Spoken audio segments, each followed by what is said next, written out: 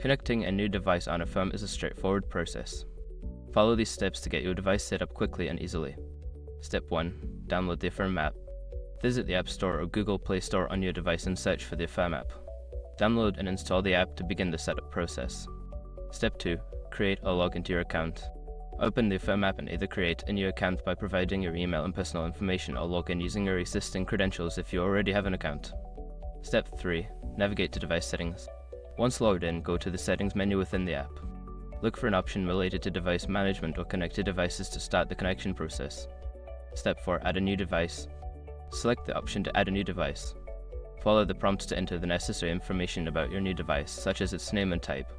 Ensure that your device is compatible with Affirm. Step 5. Confirm connection. After entering the details, confirm the connection.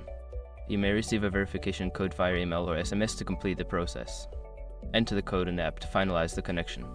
Now you are all set to use your new device with Affirm. Enjoy the convenience of managing your purchases and payments seamlessly.